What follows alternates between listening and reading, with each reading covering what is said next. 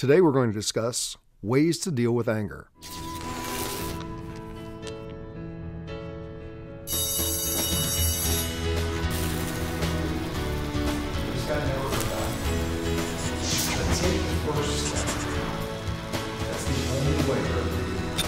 Recently, a young gentleman posted in the forums, in the suggestion areas, that he would love to see us do a video on ways to deal with anger. Now, we had talked about anger a little bit in one of our previous videos, surprisingly enough, called Living in Gratitude. And I discussed how I went from being an angry young man into living a life of gratitude. But this gentleman brought up some great points in his post. And he was relating to how many times when people are not being self-aware, they're very reactive when something happens. They react in anger and they will do physical things or verbal things that they regret later. Some of the things that he mentioned that I could definitely relate to was, punching holes in walls or breaking things or screaming at someone and then later wishing that you hadn't. When I was younger, because of my size and the strength I had as a young child, when I was wrestling with people and just playing around, I would often hurt people. So when I would get angry, I was scared of really hurting somebody. So the way I would show my anger is I would punch inanimate objects, walls, cars, lockers in high school. And actually, my knuckles are still out of line from having done that so much as a child. I also would inappropriately yell at people when I was angry and make them wrong. So much so that even after being sober and on a journey of personal development for 20 years, there are times where my mother feels like she's walking on eggshells because she's so used to the way that I used to respond 20 years ago. So the gentleman's question was related to how do you deal with anger? At that point in my life, I would kind of consider myself on the verge of being a rageaholic. The way that I dealt with my anger was I took it out in very extreme ways. The suggestions that I was given, I couldn't go from being, Mr. Punch the Wall to Mr. Peace in one move. It was suggested step by step. The first thing is what we talk about so much in this series is become aware that you're getting to the point of crossing that line, of doing something physical or of yelling at somebody when it's not appropriate.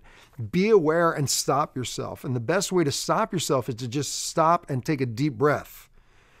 That gives you time to think about how you're going to respond rather than how you're going to react. Now, again, if you're just starting to deal with anger issues, you're not going to go into a Zen-like state from that one breath. So what I suggest is tone it down a little. Rather than punching the wall and putting a hole in it or screaming at somebody things that you can't take back, if it's a physical outlet you need, go to the couch, go to your bedroom, go to your car, and punch a pillow, punch a cushion, punch the seat. It sounds silly, but it's a way of still physically getting the energy out, but not leaving remnants of your anger that are going to remind you of that fit. Meaning, if you put a hole in the wall with your fist, every time you walk by that, it's going to remind you. You're going to have guilt, you're going to have shame, you're going to have that trigger that associates you going back into that angry state or feeling bad about yourself. If you take that moment to take a breath and go, and turn and punch the couch instead, you're not leaving a trail of destruction behind you. If your normal outcome is to scream at somebody, take the breath, go outside and scream, or go in your car and roll up your windows and scream if you don't want other people to hear you.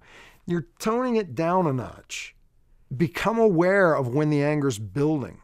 And over time, you can move to that point of staying in peace. As an example for myself, even today, 21 years into my growth and recovery, every morning I set an intention for myself. I do a meditation when I leave my house, when I'm getting out of bed, getting ready. And part of that meditation is I set the intention that I will do everything I can that day to respond in a way that heals rather than react in a way that harms. Because so many of us are just reactive. Stimulus happens, we react. We don't think about the response. We don't think about how we could do it differently. So what I want to offer to you is, if you are a person who reaches out in fits of anger where you do things that are physically destructive or verbally destructive, I mean, we can do irreparable damage with the words that we use and how we deliver them to people. If you're a person who reacts immediately by going to those things, just next time you feel it coming up, stop yourself. Just physically stop, shake your head and go, and take a breath. And then choose to express your anger differently. Again, punch a pillow, beat the crap out of a pillow, punch it 30 times if you have to, punch the couch 30 times if you have to. But do it just a shift. If you're somebody that normally yells at somebody, take the breath, take a moment, and focus on how you can respond rather than react. It's a process that may take you a few attempts to apply in a healthy way, but it is ways for you to deal with anger that can help you build bridges rather than burn them. So I look forward to feedback that you have on ways that you've learned to deal with anger and that we can share with other people. And stop by the forum and respond to the young man's comments himself. It's in our suggestions area at the very top of the page. Look forward to connecting again soon. Take care. For a transcription of the video you just watched, more videos, and related articles, visit yourdailylifecoach.com. To comment on this video, select Discussion Forums on any page of our website.